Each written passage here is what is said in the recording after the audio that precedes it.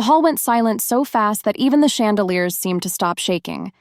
In the center of the gold-lit ballroom at Echo Convention Center, Adasuwa Adeyemi, slim, ebony-skinned, 38, hair in a sleek low bun with tiny gold pins, stood breathing hard, holding a torn strip of navy fabric like a hunter gripping a trophy.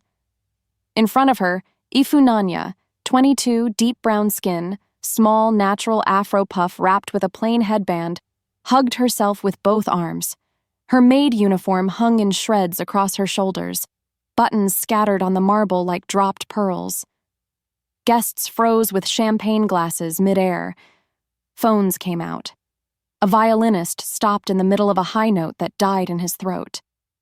"Stay away from my husband," Adasuwa said through clenched teeth.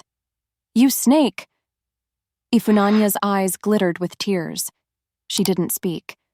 She only shivered as cold air hugged her exposed collarbone. The security men near the doors looked at each other and then at the stage, waiting for a sign. The MC swallowed and hid behind a flower wall. Then the man everyone came to see finally moved. Kunle Adeyemi, broad-shouldered, tall, 45 low-fade haircut, neatly trimmed beard, stepped down from the stage in his midnight blue agbada with hand-stitched silver patterns and comfortable black loafers. He was the Lagos business tycoon whose factories fed 3,000 families and whose donations built maternity wards from Agege to Abeokuta. Cameras found him automatically. Light followed him. He took off his agbada in one fluid motion and draped it around Ifunanya's shoulders like a blanket. The whole hall gasped. He placed a steady hand on her back, not too tight, just enough to say, "You are covered." And then, in a voice that cut the air cleaner than any microphone, he said, "No one touches my staff with violence. Not in my house. Not in my company. Not in my city." The violinist's bow slipped and scratched a sour note. Someone's champagne flute clinked against a ring. Every ear leaned in. Adasuwa blinked, stunned for a half-second, then recovered with a dark smile. "Your staff?" She let the torn cloth fall. "This one? This maid?" She spat the last word, as if it had a bitter taste. Kunle's eyes didn't leave the shivering girl. "Her name is Ifunanya Okafor." He adjusted the agbada around her shoulders, covering the ripped front. "And tonight, you will address her with respect." That was when the whisper grew into a wave across the ballroom. The tycoon covered the maid. He covered the maid. He's defending the maid. A blogger near the dessert table lifted her phone higher and went live. The red light blinked. The title flashed. "Business Tycoon Shields Maid After Public Attack. Lagos Gala Drama." Adasuwa's chest rose and fell. Her gel-matching clutch quivered in her hand. "Respect? Kunle, do you know what she was doing by the balcony? Do you know why I ripped that uniform?" She was smiling and touching. "Mrs. Adeyemi," Kunle said, calm but cold enough to freeze water, "you will not shame another woman's body in public. Not in my name." His words hit harder than the slap many expected. People looked at one another with the wet eyes of gossip ready to boil. A few of Adasuwa's friends, women in shimmering aso ebi with coral beads and long box braids, stepped forward as if to circle her. But they hesitated. Something in Kunle's tone told them tonight was not a place to play. Adasuwa's jaw tightened. "So The MC you are tried to choosing a maid smile. over your wife? Ladies and gentlemen, perhaps we Kunle can..." finally lifted his eyes to meet hers. Kunle said without raising his "I voice. am choosing dignity." The MC for obeyed every like a person schoolboy. under my roof. For a heartbeat, the ballroom floated in that strange place between thunder and rainfall. And then, Kunle turned to the crowd and told the truth that cracked the floor under every shoe. "Ifunanya is not what you think," he said. "For 3 months, on my instruction, she has been working in my household in a maid's uniform. Not as a maid, as an undercover compliance trainee." Mouths fell open. A spoon dropped. A man near the front whispered, "Ah," loud enough to carry. "She is part of a program," Kunle continued, voice steady, "to evaluate how our company and our foundation treat the least powerful people in our spaces. Drivers, cleaners, nannies, cooks. We do not announce this program because human behavior changes when people think they are being watched. He looked at Ifunanya. You have done your work with humility. People began to exchange glances with quick, blinking eyes. Several staff in black suits straightened. A few guests who had earlier asked for extra prawns with no please suddenly found their nails very interesting. Adasua's laugh came out sharp and dry. Undercover? In my home? So you planted a stranger to spy on me? She is not a stranger, Kunle said. She is a graduate of business administration from UNN, top of her class. Her afro puff is not a disguise. Her intelligence is not a trick. She was recommended by the same mentorship network that gave you your first PR assistant, if you remember. I will not be embarrassed, Adasua snapped, cheeks heating. Not here. You were not embarrassed when you tore another woman's clothes, Kunle said. You were not embarrassed when you threw a plate at our driver because his sister needed a day off for a funeral. You were not embarrassed when you told the cooks to eat outside by the dustbins because their food smell is too local for the patio. A few heads turned slowly. The cooks, wearing neat caps and crisp white, froze at the back doorway. The hall held its breath. Kunle raised his hand and his voice softened just a little. Tonight is a fundraiser for the Women in Work program we sponsor. It exists because house staff, shop assistants, factory packers, women are humiliated every day. My company can donate billions and build classrooms, but if we can't respect the girl that clears our plates, all our glass trophies mean nothing. He took off his inner kaftan jacket now and wrapped it across Ifunanya's chest beneath the agbada, double covering her. You are safe, he whispered to her, barely moving his lips. Ifunanya nodded weakly, tears slipping down her cheeks. Kunle, Adasua said, voice low and trembling with rage. You will come with me. Now. No, he said. Then he turned to the crowd and did the next thing that left people speechless. Effective immediately, he announced. Mrs. Adasua Adeyemi is suspended from the board of the Adeyemi Foundation, pending an independent review for misconduct toward staff. The ballroom exploded, gasps, whispers, hands flying to mouths. A TV presenter actually dropped her mic. Somewhere near the back, an auntie said loudly, "Oh, Tisumi!" and fanned herself with her head tie. Adeswa stared at him as if he had slapped her with ice. You dare? Kunle's eyes did not flinch. There are lines, Adesua. You crossed them, publicly. That foundation bears my name, she said, voice cracking. I built its gala nights. I chose the colors. I did the donor dinners in Abuja. You cannot— I can, he said. And I have. A beat of stunned silence. Then Kunle turned back to Ifunanya and lifted her chin with 2 fingers, father gentle.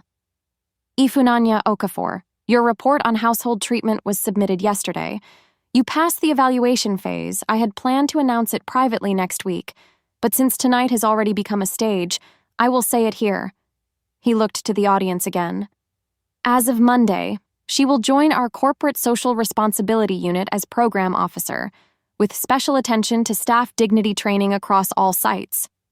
The crowd made that sound Nigerians make when they witness both justice and gist at the same time.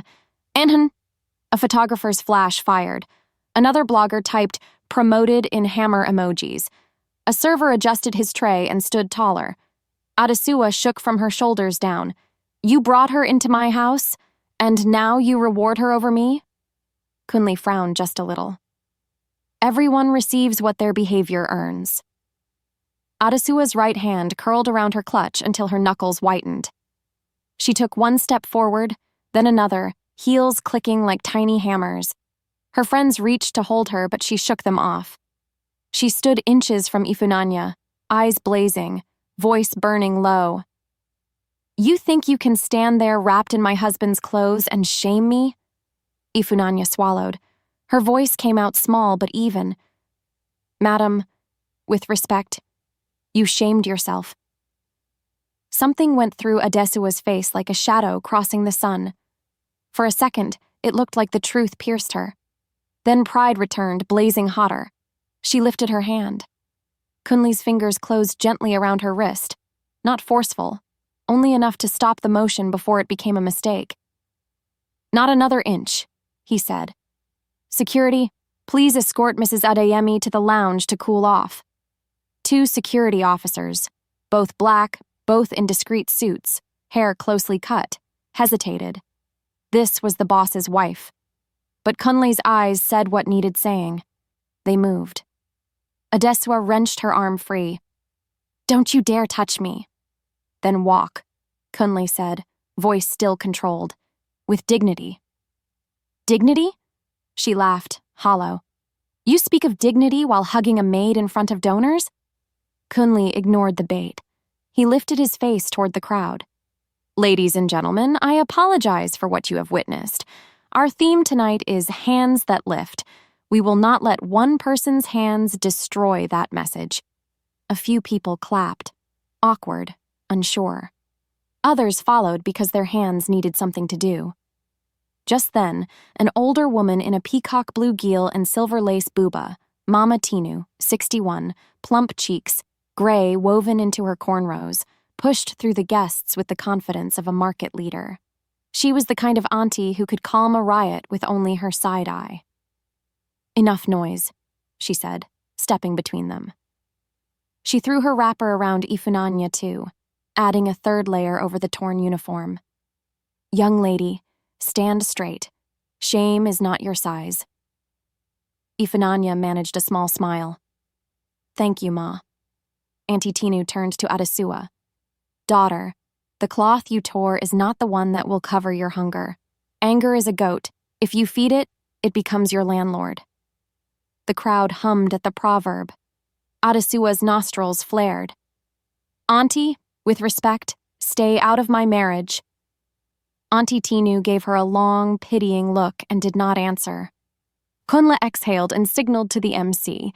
"Please continue with the program. Auction the artwork, announce the scholarship pledges." But the hall had tasted thunder. Returning to small talk felt like chewing sand. The MC nodded weakly and tried anyway. Item number 4 is a monochrome piece by..." A young waiter with single twist mini locks and a crisp black bow tie hurried to Ifunanya with a shawl. He looked around as if expecting to be punished for kindness. When no punishment came, he draped it gently over her arm. "Sister, sorry," he whispered. She nodded. Behind them, near the entrance, two men in charcoal suits whispered into earpieces. One of them glanced at Adesua's clutch, then at the balcony. He frowned. Adesua didn't move to the lounge. She stood planted, fingers shaking. Finally, she dropped the clutch to dig out a white silk handkerchief. As the clutch fell, its magnetic flap popped open and a slim silver flash drive slipped out, skidding across the floor until it stopped by the foot of a donor from Port Harcourt. No one saw it land, except Ifunanya. Her eyes flicked to it. Something like recognition flashed across her face. She inhaled sharply. Kunli noticed her focus. "What is it?" Ifunanya's voice went even quieter. "Sir, that looks like the backup I cataloged in the office this morning." She swallowed. "The Marina land deal files." Kunli's brow furrowed. "Impossible. Those drives don't leave the compliance lab." Ifunanya looked up at him, eyes suddenly steady. "Unless someone with access took it." The words hung in the air like a knife hung over a thread. Adesua followed their gaze, saw the tiny silver stick and acted faster than anyone expected. She lunged, but the Port Harcourt donor, a soft-spoken man in a brown caftan with salt and pepper beard, bent and picked it up first. He turned it over, confused, then held it up without understanding the storm it could spark. "Is this anyone's?" Kunli's face hardened. He lifted his hand to the security detail. "Collect it, carefully." At that exact moment, the ballroom doors swung open and a stern woman in a navy suit stepped in with two colleagues, badges clipped to their belts. She had her hair in tight twists pulled back, and her eyes swept the room like a lighthouse searching for rocks. "Good evening," she said, voice professional and crisp. My name is Officer Ada Ezin Nwankwo. We are from the Special Financial Crimes Unit. We received an urgent tip regarding the Marina land acquisition and potential internal leakages. We need to speak with Mr. and Mrs. Adeyemi immediately. A cyclone of whispers rushed through the hall. Kunle didn't flinch. Officer, you will have our full cooperation. Adesua took a step backward, eyes wide. Officer Adizi's gaze dropped to the silver flash drive held up like a guilty moon in the Port Harcourt donor's hand. Ah, that may save us time, she said. Phones rose again like a forest of glass. The live stream comments began to explode. EFCC? Chai, from gala to investigation? Auntie Tinu murmured a prayer under her breath. Kunle turned to Ifunanya. Stay behind me. Adesua looked at the officer, then at the drive, then at Kunle, and something broke loose in her face. A mix of fear, fury, and the fragile pride of a woman who built her life like glass and suddenly heard a crack. She pointed at Ifunanya with a shaking finger. Ask her, she said hoarsely. Ask your undercover angel why the leak started the week she came. The entire hall pivoted toward the young woman wrapped in 3 layers of cloth, afro puff trembling in the ballroom light. Ifunanya held Kunle's eyes for a second. Then she turned to the officer and opened her mouth to speak. And the chandeliers flickered and went dark. A heavy silence fell, thicker than the power cut. A single scream rose from the back. Then a sound like glass shattering. Want to know who took the drive, what the officer finds, and how Kunle's decision will shake their home and company? Tap like, subscribe, and turn on notifications so you don't miss. The blackout lasted no more than 5 seconds, but to the crowd it felt like an eternity. In those seconds, whispers turned to panic, heels scraped against marble, and someone overturned a tray of drinks with a crash that echoed through the darkness. Then the backup generator hummed alive. The chandeliers blinked back to brilliance. The orchestra instruments screeched to life, uncoordinated. And when eyes adjusted, chaos had already bloomed. The silver flash drive was gone. The Port Harcourt donor patted the floor near his feet frantically, brows furrowed. It was here, right here.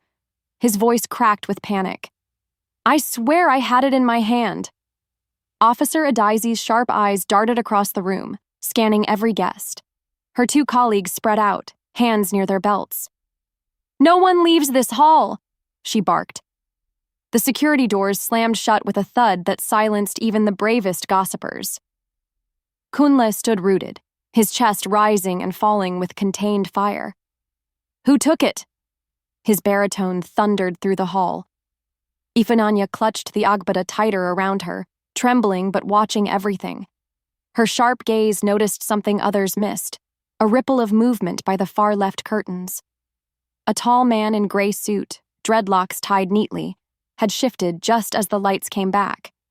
He stood too still now, eyes avoiding the crowd, hand inside his pocket.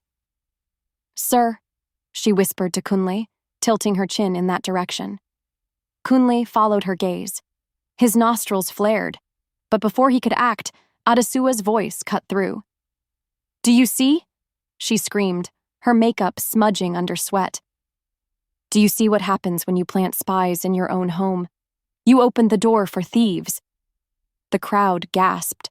Some nodded in murmured agreement. Others shook their heads at her audacity.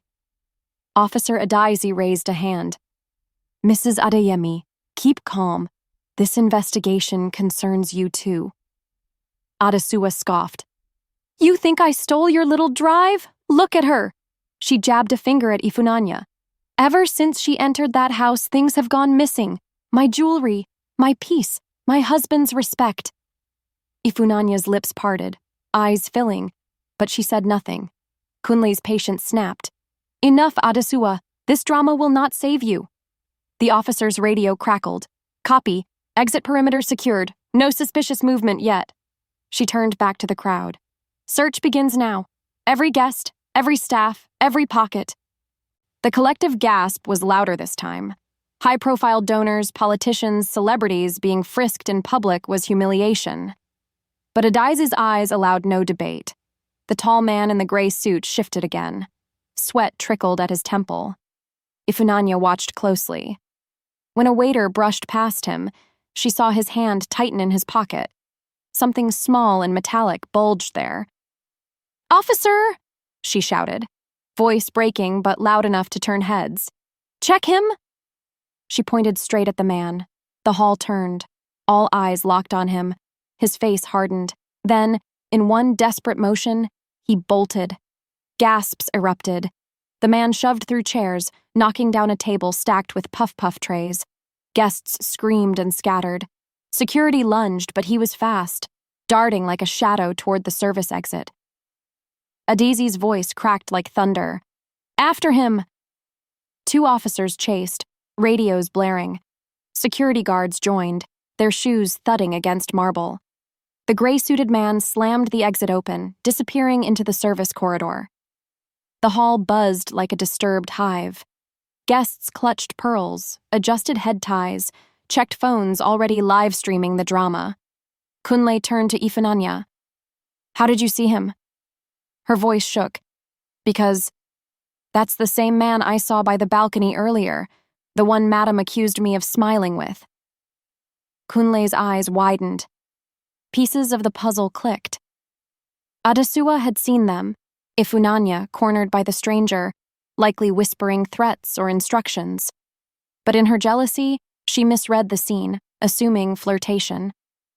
He exhaled, rubbing his temple. "So she wasn't lying that you were near him, but she misunderstood." Adesua's face twisted. "You expect me to believe she wasn't enjoying his company? That she was what? Saving your empire?" Officer Ades raised a palm. "This is no longer about jealousy, madam. That man clearly had the drive. Your maid spotted him. That makes her a witness."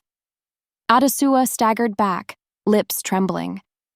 For the first time that night, her eyes glistened with more fear than rage. The officer turned to Kunle. "Mr. Adeyemi, we must question you and your wife at once.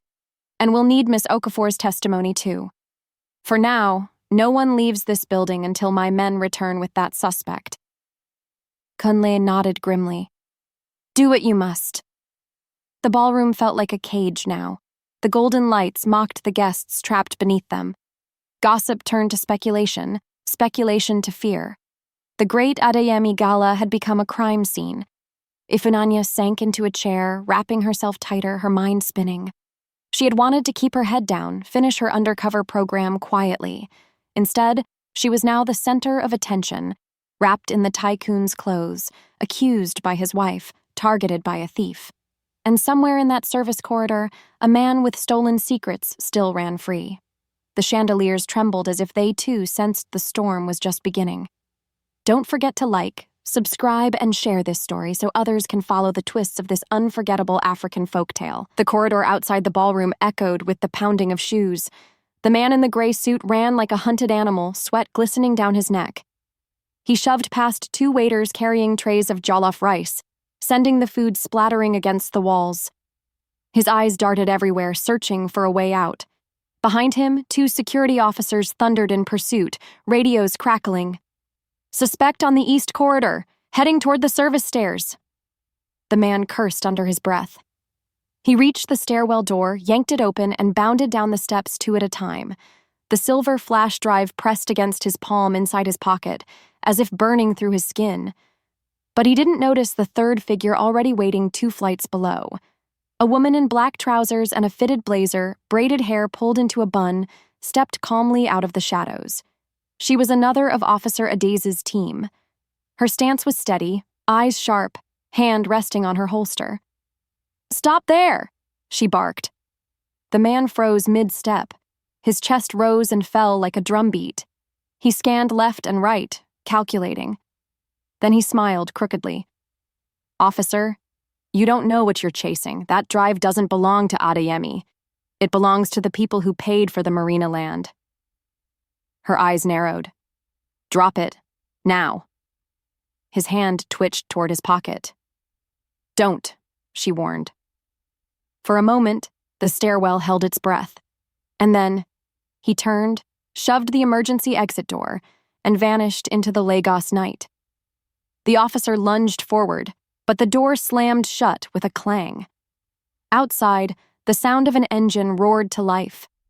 By the time she pushed through, a black SUV screeched around the corner and disappeared into traffic. She hissed into her radio. Suspect escaped in a black SUV. Plate obscured. East exit compromised. Back inside the ballroom, Officer Adaizi's earpiece crackled with the update. Her jaw tightened. She turned to Kunle, Adesua, and Ifunanya, who all stood under the heavy glow of the chandeliers while the restless crowd whispered. "The thief escaped," Adaizi announced. Gasps rippled. Someone muttered, "Chai, Lagos no de ever dull." Kunle's fists clenched. That drive contains everything, the bids, the offshore accounts, the identities of shell companies. If it leaks... He stopped himself, realizing the whole hall was listening. Adaizi's sharp gaze flicked to him. "If it leaks, Mr. Adeyemi, who will it hurt more? Your rivals or your own name?" The question dropped like a hammer. Adesua pounced on it instantly. "You see, even the officer knows. You think you're protecting your empire, Kunle, but maybe the secrets on that drive are yours." The hall murmured louder, eyes flicking between husband and wife. Kunle inhaled deeply. "Officer, I built my business clean, but I know many who haven't. Whoever stole that drive wants to twist truth into scandal, and I will not let them."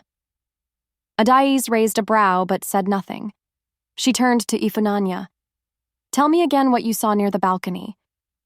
Ifunanya's voice wavered, but she steadied it. "The man approached me. He asked if I was comfortable working in the Adeyemi household. His words were strange, like he wanted me to agree that I was mistreated. I tried to walk away, but Madame saw us and misunderstood. He slipped me a note. I threw it away. I didn't know he carried the drive." "Describe the note," Adaiz pressed. It said, "Truth always leaks, choose the winning side." The officer's lips tightened. She glanced at Kunle. "You didn't tell me your company had enemies bold enough to plant agents in your home?" Kunle's eyes darkened. "Enemies? I have plenty. Competitors. Politicians who failed to buy my silence. Even some members of my own board." His gaze flicked toward Adesua for a brief second, sharp as a blade. She gasped. "You dare?" He didn't answer. The crowd felt the tension like electricity in the air, phones still recorded, streaming everything to the outside world.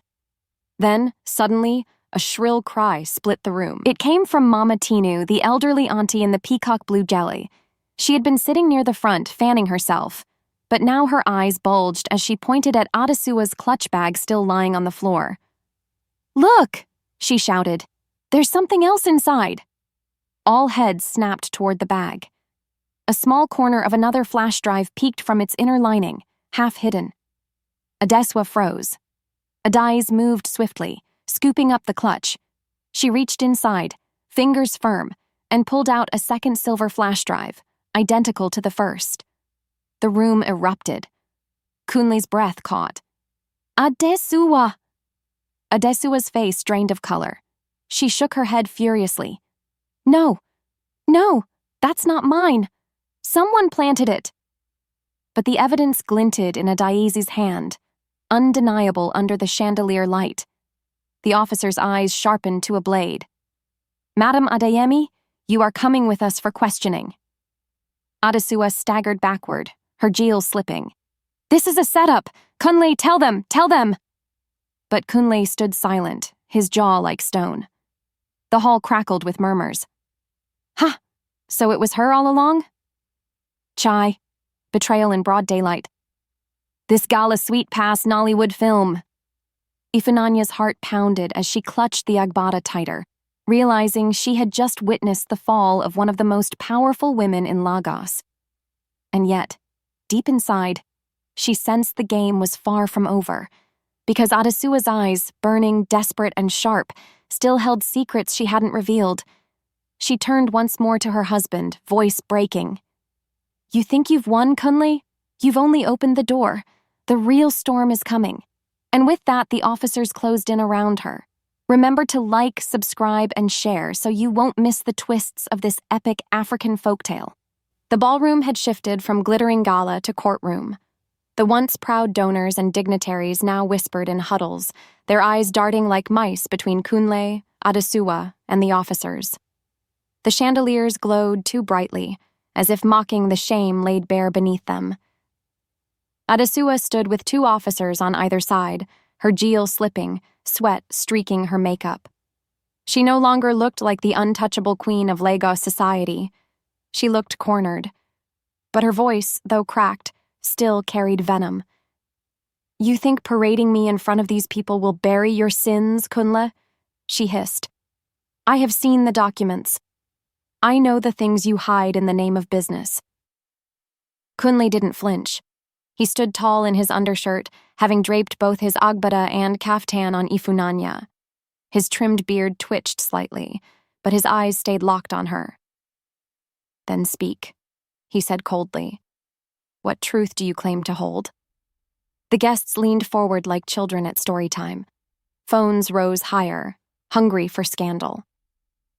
Adesua laughed, but it came out hollow.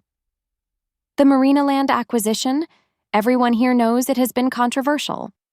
But what they don't know?" She stopped, her eyes darting toward Ifunanya. The girl's stomach twisted. Why was Adesua staring at her? "Is that my husband's undercover Maid project was never about compliance?" Adesua spat. "It was about planting witnesses he could control, about grooming faces to shield him when the law came knocking. You think this girl is innocent? She is part of his cover-up." The hall gasped. Ifunanya's chest tightened, heat rising in her cheeks. She shook her head furiously. "That's not true.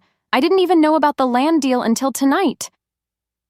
Adaizi's hand shot up, silencing the uproar. "Enough. The investigation will determine truth. Both Mr. and Mrs. Adeyemi will be taken in for questioning. And Miss Okafor," she added, turning her sharp gaze on Ifunanya. "Your testimony will be crucial." Ifunanya's knees wobbled, but she nodded. Mama Tinu rose from her chair, her peacock gel shimmering as she lifted her hand. Her voice boomed, cutting through the chatter. "N. Officer, let me say something. This girl you call Maid, Ifunanya, she has been nothing but respectful since she entered that house. I visited, I watched her. If she is guilty, then my eyes have failed me after 61 years. Her words carried weight. Some guests nodded, others whispered, but suspicion still lingered like smoke. Then, suddenly, the ballroom doors banged open again. All heads turned. A young man in a waiter's uniform stumbled inside, breathing heavily, his white shirt stained with dust. His eyes were wide, frantic. "Officer!" he shouted. "The man in gray. He escaped, but he dropped something in the alley." He held up a crumpled envelope sealed with red wax. Adai strode forward, snatched it from him, and tore it open. Inside was a single sheet of paper with bold typed words. "If you think you've caught the traitor, you are already blind. The real thief sits at your table, not in your corridors." The room froze. Eyes flicked to one another, suspicion spreading like wildfire. Adais read it again, slower this time, then folded it neatly. "This changes nothing. We proceed with questioning." But Kunle stepped forward, his voice rumbling with frustration. "No, officer. This changes everything. Someone in this very room, one of these so-called donors, politicians, or board members, is working against us. They planted evidence in my wife's clutch to frame her." Adesua's lips curled into a bitter smile. "Finally, something we agree on." The tension cracked louder than a thunderclap. Who among the glittering guests was playing double? Adaizi's eyes swept the hall, her officers tightening their grip on the doors. "Then we lock this ballroom down. No one leaves until the truth is dragged out." The chandeliers flickered again, teasing another blackout. A shiver rippled through the crowd, and Ifunanya, clutching the layers of cloth around her, whispered only to herself, "What storm have I walked into? Hit like, subscribe, and share to keep following this gripping African folktale. The air inside the ballroom grew thick, almost unbreathable. Laughter, music, and the gala's glamour were long gone. What remained was tension, raw, sharp, like a knife hanging above everyone's neck. Officer Adaze held the letter aloft. Her dark eyes scanned the guests, who suddenly found their jewelry, their glasses, or the ground far more interesting than meeting her gaze. "The traitor sits at your table," she repeated, "meaning someone among us, someone who dined, toasted, and posed for photos tonight, is behind this sabotage." Whispers slithered across the room. Kunle clenched his fists. "This isn't a random attack. It's targeted. Whoever wrote that note knows the inner workings of my company and my household." Adesua sneered. "Maybe the truth is simpler. Maybe it's not just one traitor. Maybe your whole empire is crumbling because it was built on lies." "Enough!" Kunle snapped, his voice booming. The chandeliers trembled. "This is not the time for theatrics, Adesua. If you are innocent, then stop spewing venom and let the investigation work." Her laugh was brittle, cutting. "Innocent? With a flash drive planted in my bag?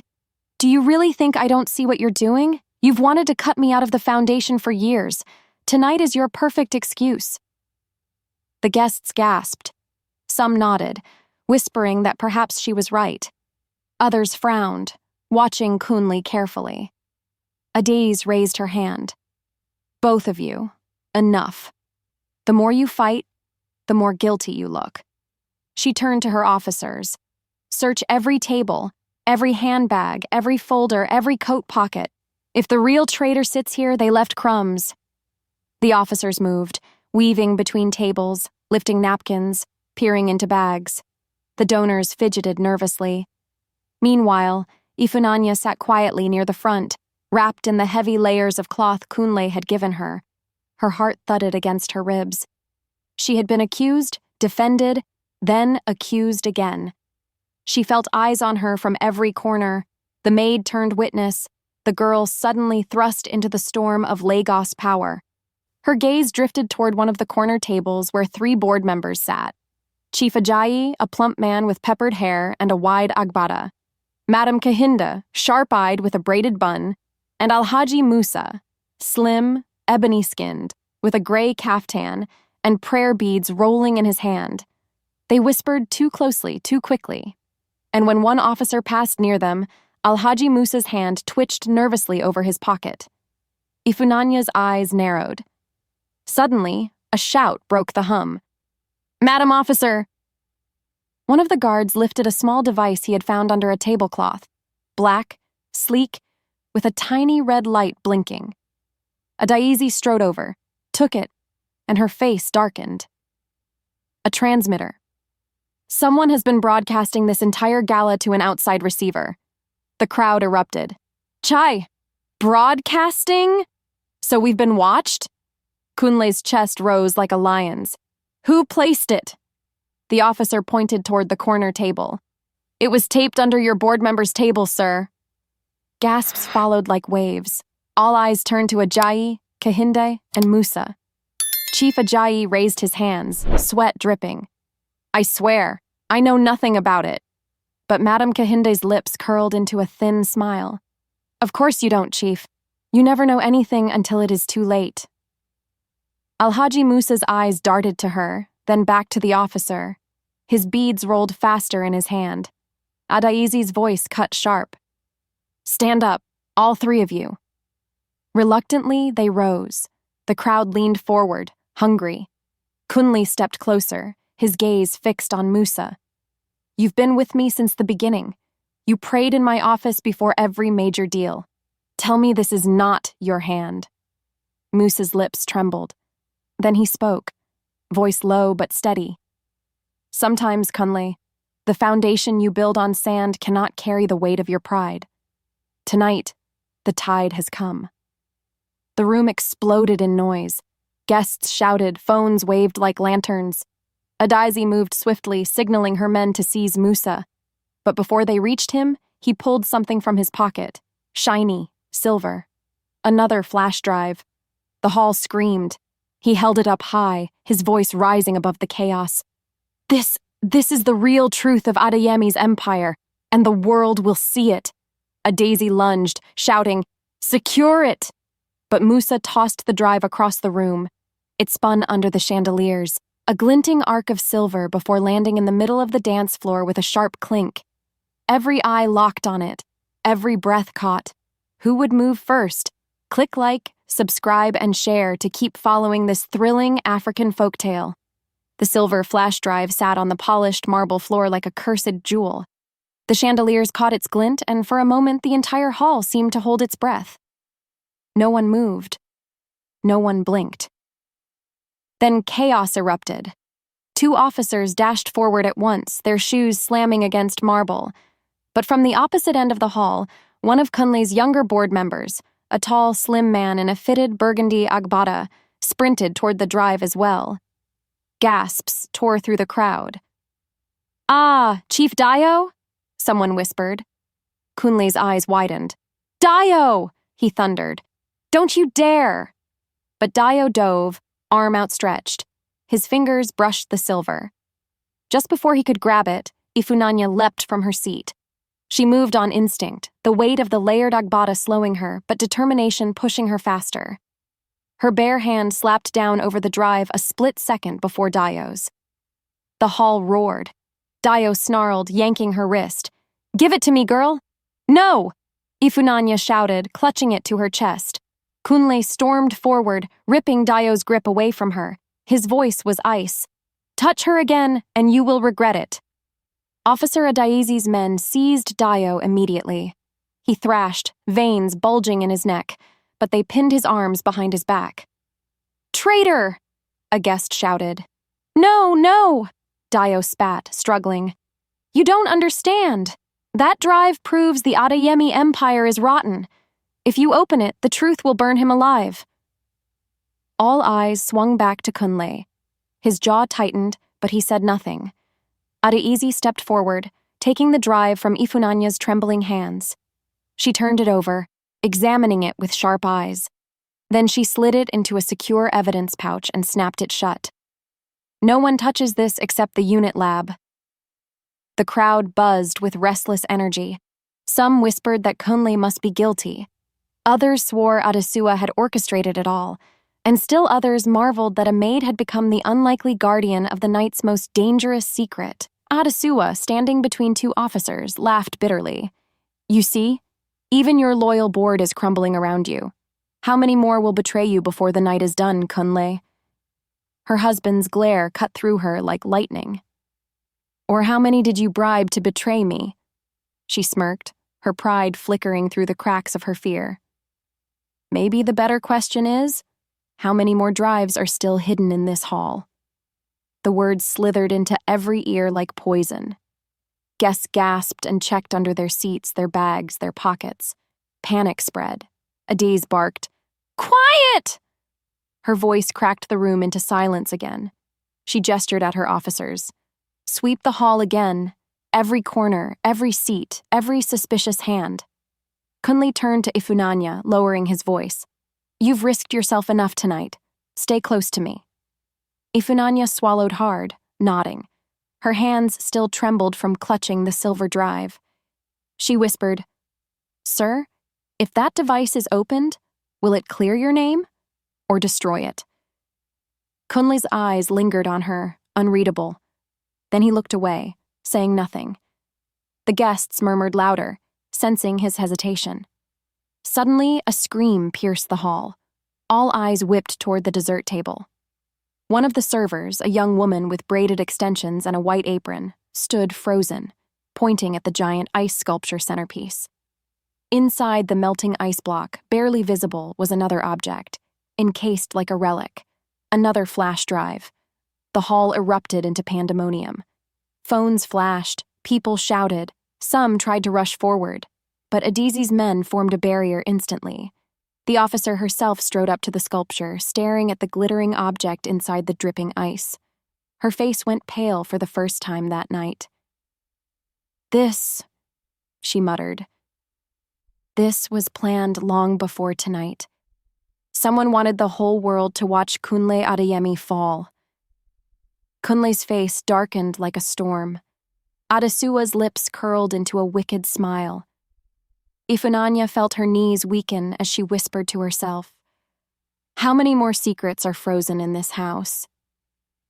The sculpture crackled as the ice began to split. Don't forget to like, subscribe, and share to keep following this breathtaking African folktale. The ballroom had transformed into a furnace of whispers and flashing cameras. Every eye was fixed on the ice sculpture at the center of the dessert table. The once proud swan carved from frozen crystal now melted under the bright chandeliers, dripping onto the marble floor in nervous streams.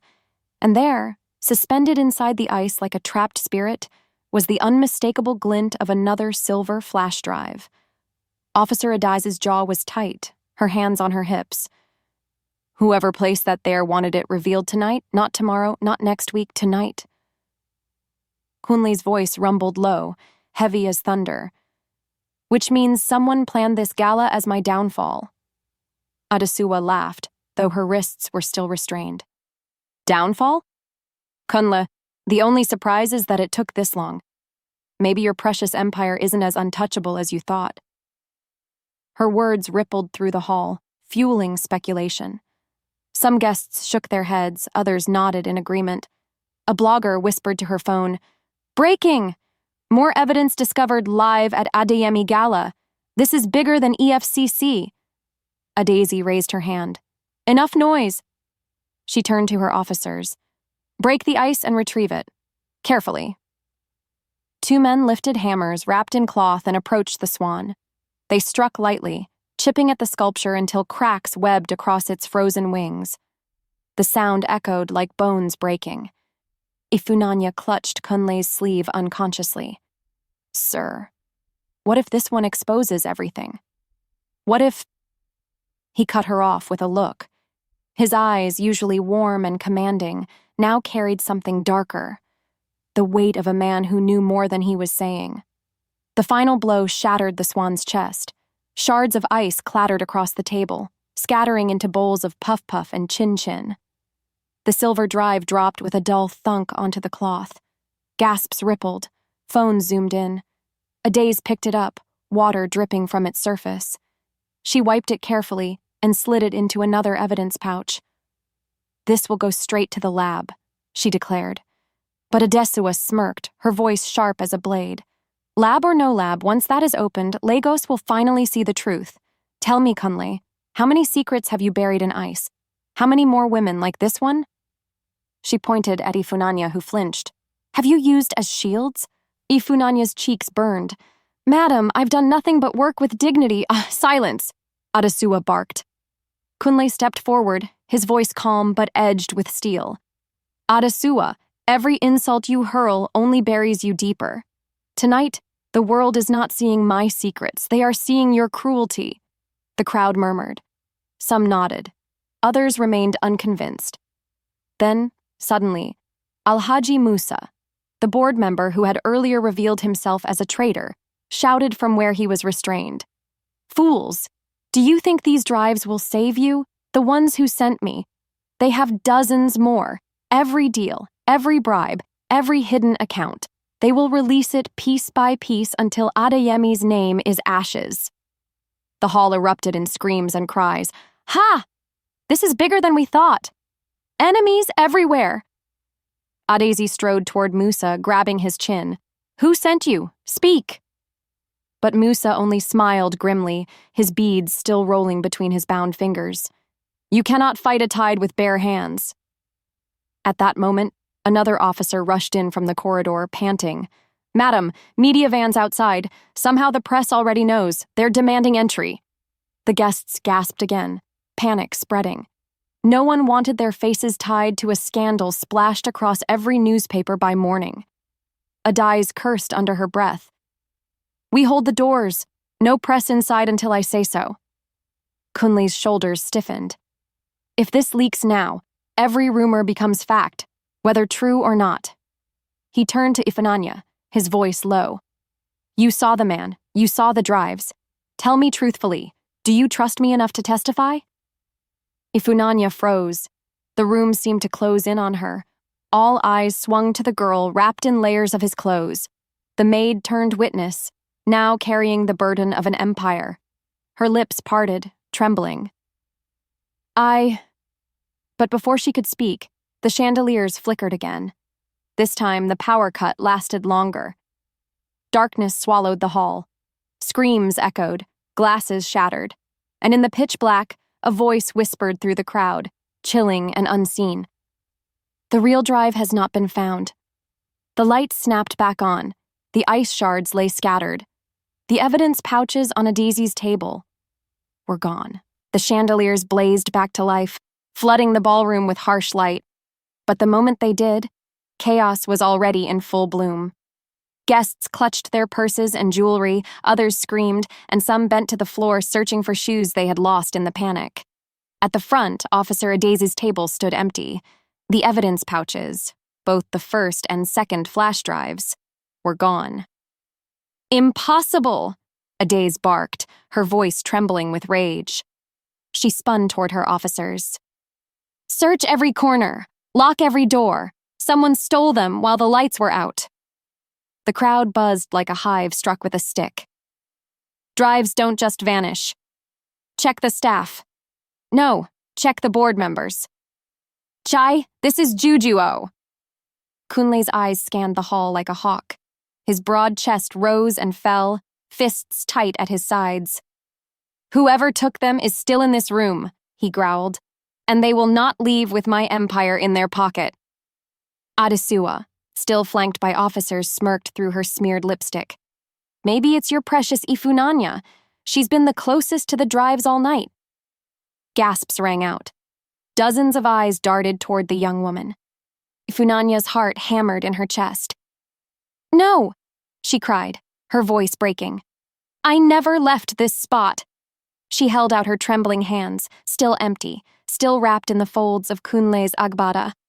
"I swear before God I didn't touch them." Adaise studied her, sharp and calculating. The girl's fear seemed real, but fear could also be a mask. Before Adaise could respond, a shout came from the far end of the hall. One of the guards pointed to a balcony door that hung slightly ajar. "There!" Kunlei's head snapped in that direction. His voice boomed. "Close it!" Two guards rushed, slamming it shut. But just as they did, a crumpled piece of paper fluttered to the floor from the door frame. Adaise strode forward, snatched it, and opened it. Her brows furrowed as she read aloud. "Stop chasing shadows. The real drive sleeps where Kunlei hides his heart." The hall erupted again. His heart? What does that mean? Maybe his home? Adesua threw back her head and laughed, the sound bitter and broken. "You see? Even your enemies know your secrets, Kunlei. Tell them, where do you hide your heart?" Kunlei's jaw tightened. His silence was louder than any denial. Adaise's eyes narrowed. "Mr. Adeyemi, is there something you haven't told us? A safe house? A vault? Somewhere these people believe you've hidden the master copy?" Before Kunlei could answer, Mama Tinu stood up again, her voice thundering with the authority of age. "Heart is not always blood and flesh. Sometimes it is people. Sometimes it is the one you trust most." The crowd turned slowly, their eyes resting once more on Ifunanya. The young woman felt her stomach drop. "No," she whispered, shaking her head. "Don't look at me like that. I don't know where any drive is. I don't." But the murmurs grew. Could she be the key? Was she planted for more than compliance? Adaise raised her hand to quiet the room. "Enough speculation. We will move all suspects into custody and continue questioning at headquarters. This gala is over." Kunlei stepped forward, his voice firm. "No, officer. If the thief planned this night, then moving us outside will only give them another chance to strike. We end this here, in this room, before the press outside turns whispers into headlines." Adaise hesitated, but the steel in his tone made her pause. She gave a sharp nod. "Fine. Then we interrogate here, one by one." As the crowd murmured nervously, Kunlei placed a steady hand on Ifunanya's shoulder. His voice lowered, only for her. "Be strong. They will try to break you, but you must tell the truth, no matter what it costs. Ifananya swallowed hard, her eyes glistening. Sir, what if the truth destroys you? Kunle's gaze lingered on her, heavy, unreadable. Finally, he whispered, Then let it. At that moment, one of the officers returned from the search. In his hand, dripping with water, was a small, velvet jewelry box. He held it up. We found this hidden in the fountain near the back exit. Adaze opened it, and inside, tucked between the soaked velvet lining, was yet another flash drive. The third one. The room gasped as if a spirit had passed among them. Adaze's eyes narrowed as she lifted it. Then the question remains. If this is the real drive, who placed it here, and what exactly does it contain? Hit like, subscribe, and share so you don't miss the climax of this epic African folktale. The velvet box sat open in Officer Adaze's palm, the waterlogged lining dripping onto the marble floor. Inside, the third flash drive gleamed like a dagger waiting to be unsheathed. The guests leaned forward, every face tense, every whisper sharpened into speculation. This, Adeze said, her voice cold and deliberate, was hidden carefully in the fountain. Whoever placed it there didn't want it discovered immediately, but they wanted it close enough to surface when the time was right. Kunle's eyes fixed on the device, his broad shoulders stiffening. If that is the drive the note spoke of, then we must open it now. End this madness before it destroys everything I have built. Adesua let out a bitter laugh, her wrists still restrained. End? No, Kunle. This is only the beginning. That drive carries your heart, your darkest secrets. You've pretended to be righteous for too long. Tonight, Lagos will know who you truly are. Gasps rippled through the crowd. Guests clutched their phones tighter, some already streaming live to tens of thousands outside. Ifunanya pressed her fingers into the folds of the agbada, still wrapped around her. Her stomach churned. She had defended him, stood by him, but doubt now gnawed at her. What if Adesua was right? What if the man she respected, the man who had shielded her, carried sins too heavy to hide? Adaze lifted the pouch slowly, her gaze slicing through the room. By protocol, this should go straight to our lab, but given tonight's chaos, given the evidence already missing, the only safe place to open it is here. The room froze. Kunle stepped forward, his voice calm but stern. Officer, you risk misinterpretation. Whatever's on that drive could be twisted by gossip before facts are verified. Facts don't need polish, Adeze shot back. If you are clean, you should not fear. Adesua smirked triumphantly. Yes, open it. Let everyone see the Saint of Lagos stripped bare. Kunle's jaw tightened. The veins in his neck throbbed, but he didn't argue further. Do it. Adeze nodded to one of her men, who brought forward a secure laptop from their case. He set it on the gala stage, connecting it to the massive projector screen that had earlier displayed donation figures. Now, every guest would see whatever truth the drive carried. The hall held its breath as Adeze slid the flash drive into the port. The screen blinked to life, loading files. Rows of documents appeared. PDFs, spreadsheets, signed contracts. The first folder read in bold capital letters, Marinaland, confidential. Gasps tore through the hall. Adeze clicked open a file. Numbers spilled across the screen, millions of dollars wired from shell accounts, names of companies registered in tax havens, some under aliases that sent murmurs through the crowd. Eh, one donor exclaimed. So it is true. But then another file opened automatically, this one different. A series of scanned letters, each with Kunle's signature. Except the tone wasn't business. It was personal.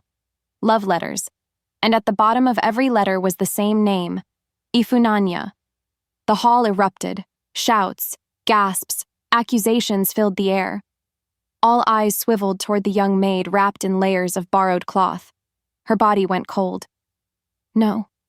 No, that's impossible, she whispered, her voice breaking. I never received any letters. Adesua's laughter rang sharp. There it is. Proof that your maid is more than a maid. You hid your heart with her, and now the whole world knows. Kunle's eyes darkened, his face unreadable. He looked at the screen, then at Ifunanya. Adaeze slammed her hand on the table. Order! She barked. These letters, whether real or forged, change everything. If they are genuine, they prove personal ties. If they are false, then someone powerful forged them to ruin both Mr. Adeyemi and this girl. The projector flickered again. A video file began to load automatically. The progress bar crawled slowly, the crowd murmuring louder with each second. On screen, a grainy clip appeared. Kunle, seated in his office, speaking to someone off camera. His voice was clear. Keep the girl close. She will shield us if things collapse. No one suspects her. The room exploded into chaos. Ifunanya's knees buckled. Tears blurred her eyes. She turned to Kunle, whispering, "You used me?" Kunle stepped forward, his face grave, his voice low but carrying across the hall. That video is not what it seems. The crowd roared with disbelief. Adaeze's voice cut through like steel. Then explain, Mr. Adeyemi. Because right now every piece of evidence points to you exploiting this young woman to cover your corruption. All eyes fixed on him, even Ifunanya's. He opened his mouth, but before he could speak, the laptop flickered again. Another file began to play, this one titled, The Final Contract. The title alone was enough to silence the hall. Hit like, subscribe, and share so you don't miss the explosive conclusion of this African folktale.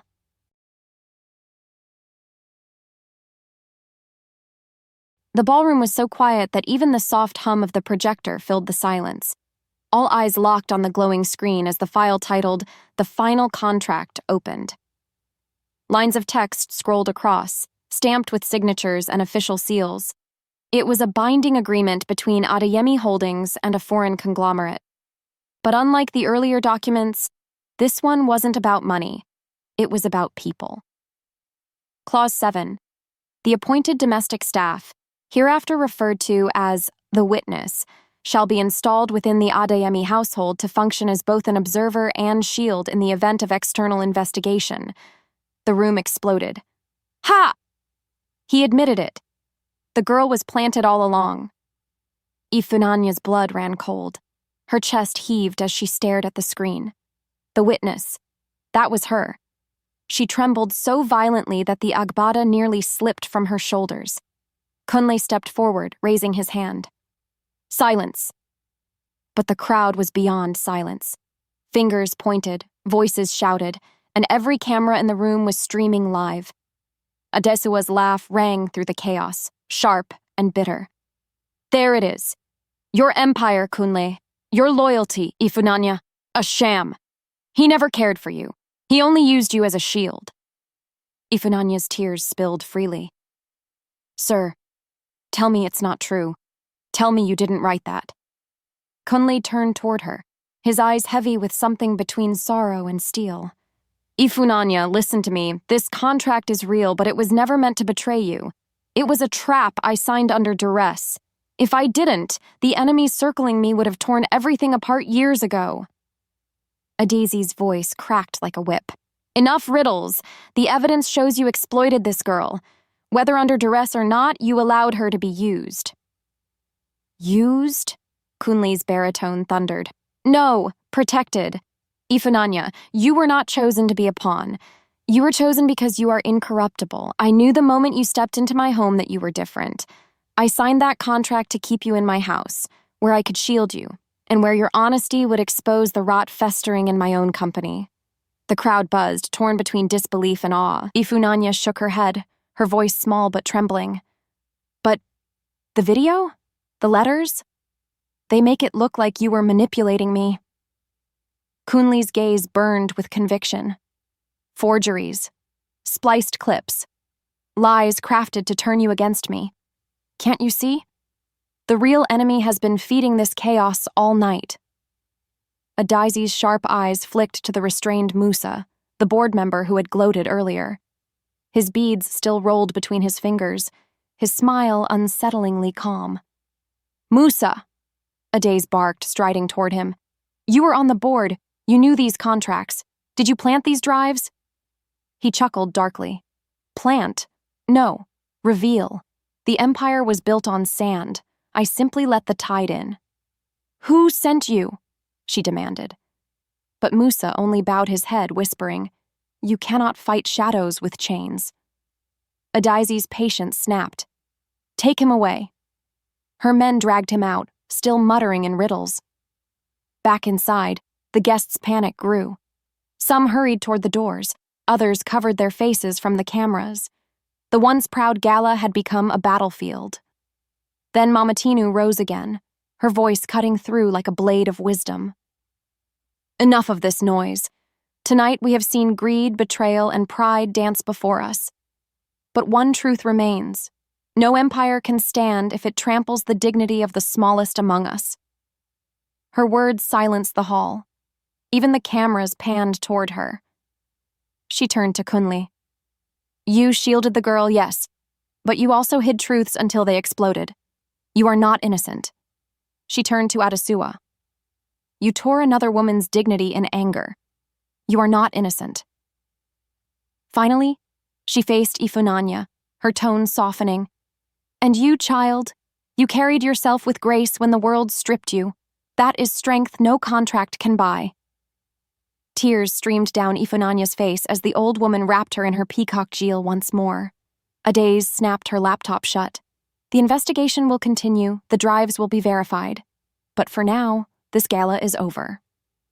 The guests began filing out, murmuring about scandals, betrayal, and secrets that would fill headlines for weeks. Kunli turned to Ifunanya, his voice low and heavy. I am sorry. Whatever the world says, you deserved none of this. She looked at him, pain and doubt still clouding her eyes.